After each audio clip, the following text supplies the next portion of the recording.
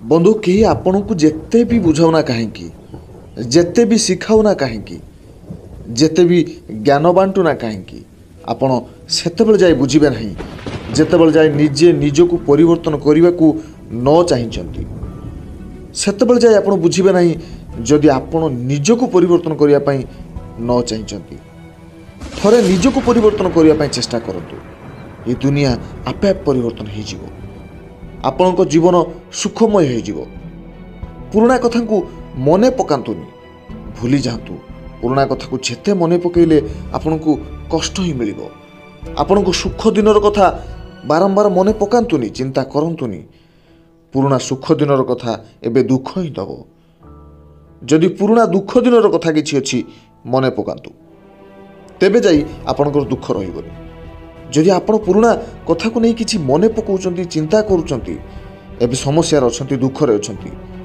तेबे कहानी को पूरा शुणु ये कहानी आपन को अनेक किछि शिक्षा मिलिबो अनेक किछि रास्ता आपन पाई जाई पारंती जेउठी आपन अटकी जाई एबे चिंताग्रस्त हो जाइछंती आउ आगु को रास्ता पाउनांती हुए तो एमिति भी पारे जे आपन को गोटे उचित रास्ता मिल जाई पारे बुद्धकर एक कहानी थिला सुंदर कहानी दुई जन सन्थ एक समय जंगल यात्रा करुले विराट बड़ जंगल को से पारी हो गले कौन सी दूर जाक गमन करार था जड़े सन्थ अत्यंत वयस्क सन्थ थिले बहु ज्ञानी थिले अनेक दिन धरी तपस्या से करिथिबारु अनेक दिन धरी से बुद्धंकर शिष्य थिबारु से बहु ज्ञान अर्जन मध्य करि पारथिले आउ जड़े नुआ शिष्य थिले जहाँकर बयस बेसी भी होई नथिला दुई जण जीवा समय एक नदी पड़िला से नदी कूल हठात देखिले जड़े युवती छिड़ा होइछि युवती जनक से नदी पार होबा पई चिंता करुछि किंतु पारिबार साहस रखि नै बोली से चेष्टा करि पारु नाही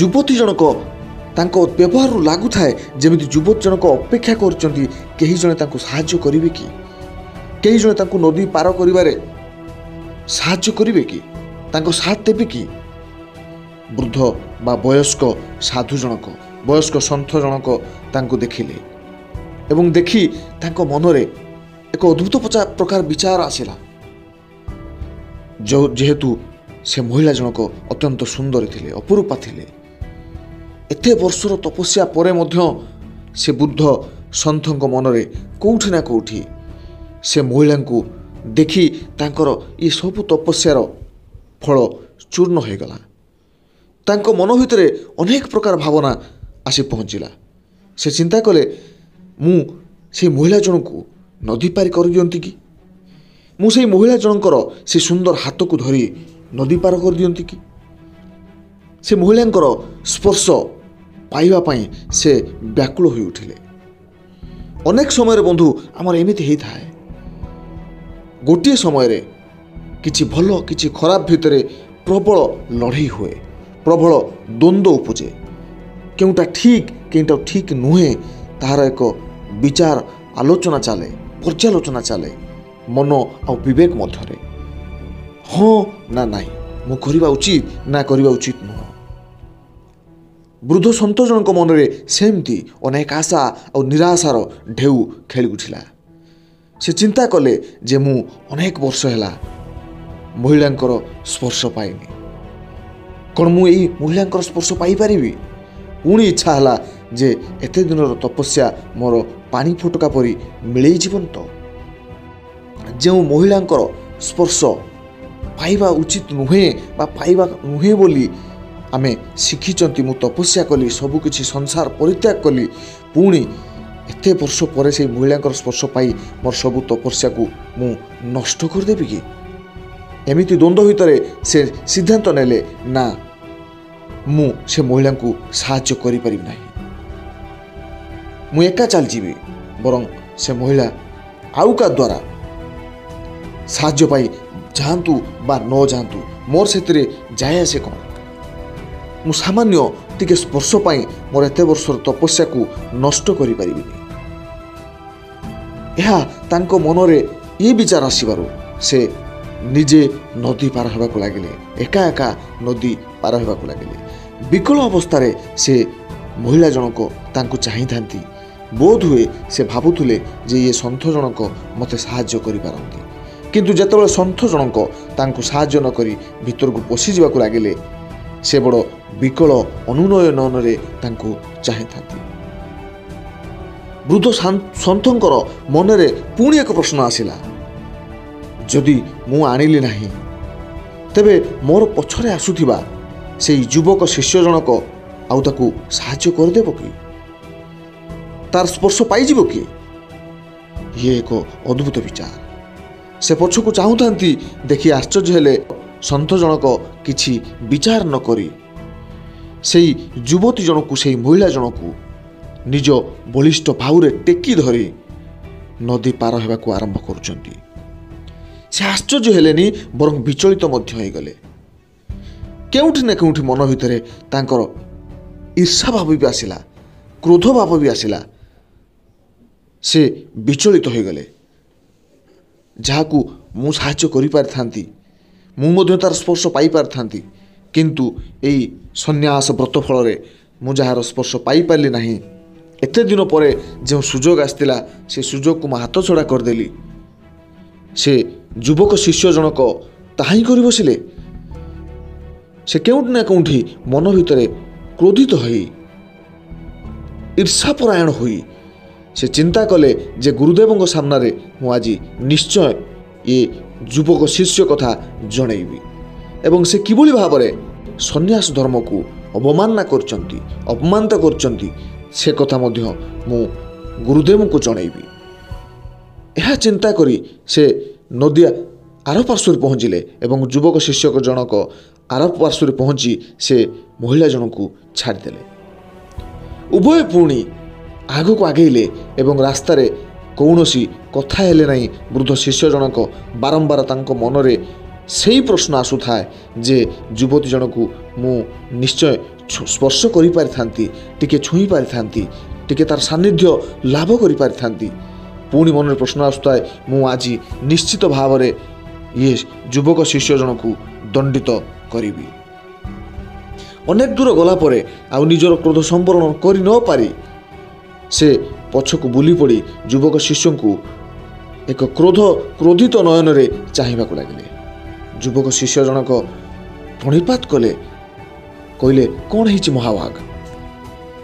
ବୃଦ୍ଧ ସନ୍ଥ ଜଣକ କ୍ରୋଧିତ ହୋଇ କହିଲେ, ଗର୍ଜନ କରି କହିଲେ, ରେ ମୂର୍ଖ, ରେ ପାଖଣ୍ଡ, ତୁ ସାମାନ୍ୟ ଟିକେ ନାରୀର ସ୍ପର୍ଶ ପାଇବା ପାଇଁ ତୋର ଏତେ ବଡ଼ ତପସ୍ୟାକୁ, ଏତେ ବଡ଼ ସାଧନାକୁ, ଗୁରୁଙ୍କର ବାଣୀକୁ ସବୁ ତୁଚ୍ଛ କରିଦେଲୁ। ମୁଁ ନିଶ୍ଚିତ ତୋର କଥାକୁ ଗୁରୁଙ୍କ ନିକଟରେ ଉପସ୍ଥାପନ କରିବି ଏବଂ ତୋତେ ଦଣ୍ଡିତ କରିବି। ତୁ ନିଶ୍ଚୟ ଦଣ୍ଡ ପାଇବୁ। ଏହି କୁକର୍ମର, ଏହି ପାପର ଫଳ ତୁ ଭୋଗ କରିବୁ।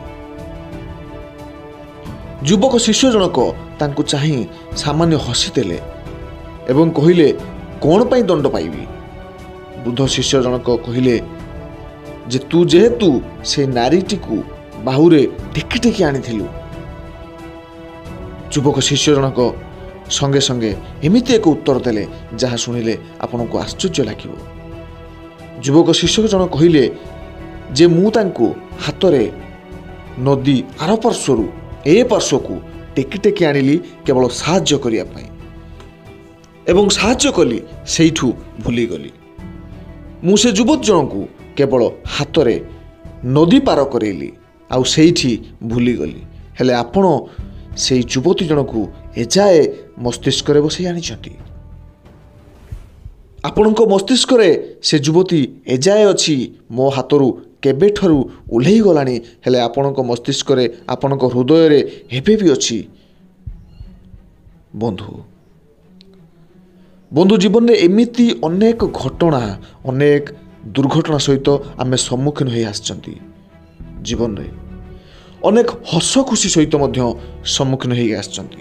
ଅନେକ ଅତୀତରେ ଆମେ ଅନେକ ଖୁସିରେ ଥିଲେ, ଅନେକ ଖୁସି ଲାଭ କରୁଥିଲେ, ଅନେକ ଭଲରେ ଥିଲେ, ଅନେକ ଶାନ୍ତିରେ ଥିଲେ। ଇଏ ସବୁ କିଛି ଆମ ପାଖରେ ଥିଲା, ଧନ ସମ୍ପତ୍ତି ଥିଲା, ଆମେ ବିଳାସବସନ ଜୀବନ ଅତିବାହିତ କରୁଥିଲେ। କିନ୍ତୁ ଏ ଦିନ ଥିଲା ବା ଅତୀତରେ ଯାଉଛି। जदि ये थिला को आनी वर्तमान आम एबेरे पहुँचेबा ताले केवल दुख ही पाइबा। ये सब थिला तेणु आम खुशी पाउथले एसबू नाई तथापि आम खुशी पाइबा दरकार। जदि आम से पुराना कथा को पुणी मन पकेबा जे आम केते खुशी रे थिले बोली ताले एबेर समय आम संपूर्ण रूपे बर्बाद करदबा, संपूर्ण रूपे नष्ट करदबा, संपूर्ण रूपे आम अशांतिर महासमुद्र भीतर को ठेली हो जावा। जदि आमको एबे शांति पाइबार अछि ताहले आम अतीतर कौनसी दुख समय को मन पकई पारिबा। तेबे जाई आम चिंता करिबा जे आमे पूर्वे एते दुखरे थिले आमे केते भलरे अछंती। आमे चाली चाली जाउथुले एबे जोता गोटे हिची।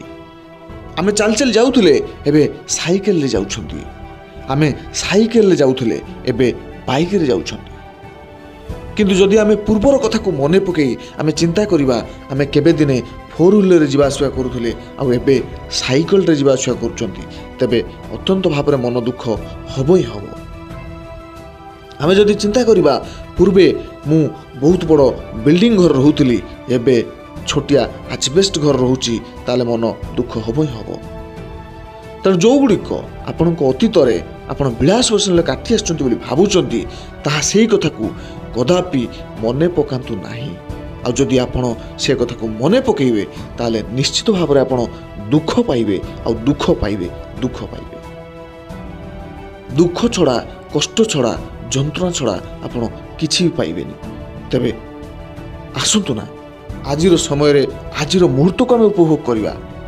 आउ घटी जाइथिबा जो कह जाए फास्ट इज डेड ए डेड रो ए मृतर मुहूर्त गुड़ी को मने पकई आजिर जीवन को यही मुहूर्त को नष्ट करदबानी पाउंस करदबानी। आम एबे यही मुहूर्त ठारू आम शपथ करिया दरकार जे पूर्वर कथा मने पकेबानी। जो बंधु माने आजिर वीडियो को शेष पर्यंत देखी निश्चित भाव में से माने टिके भी ए कथा को पालन करिया दरकार। जदि केवल देखिदे भूली जिबा ताहले किछि भी वीडियोर मूल्य हेबो नाही। मु सेइथिमे प्रथमे कहिथिली कहीं भी आपण को जेते भी बुझाउना कहीं जेते भी शिखाउना कहीं जेतेबेले जाए आपण निजे निजको बुझेबा शिखै नांती सेतेबेले जाए कौनसी मोटिवेशनल स्पीकर होंतु का बा किछि शिक्षणीय कथा शिखौथुवा व्यक्ति होंतु आपण किछि भी शिखै पारिबे नाही। तेणु बंधु आज आपण चिंता करंतु जे आपण कौन करेंगे। अतीतर कथा को अतीतर सुखर कथा को मने पकई एबे दुख पाइबे ना से सब भूली वर्तमान में बंचिबे। धन्यवाद। जदि आपण को आम वीडियो भल लगुची किछि भी शिखिबा को मिलुची ताले सब्सक्राइब कर दियंतु चैनल आम सहित जोड़ी ही रहंतु लाइक करंतु शेयर करंतु अन्य मानकु पाखरे ये वीडियो को ये वार्ता को पहुँचे दिंतु किछि भल काम करंतु अबा किछि भल काम हेउथिले ताकू आपण को द्वारा आउ किछि बाट आगे नियंतु। धन्यवाद समस्त को। जय जगन्नाथ। वंदे उत्कल जननी।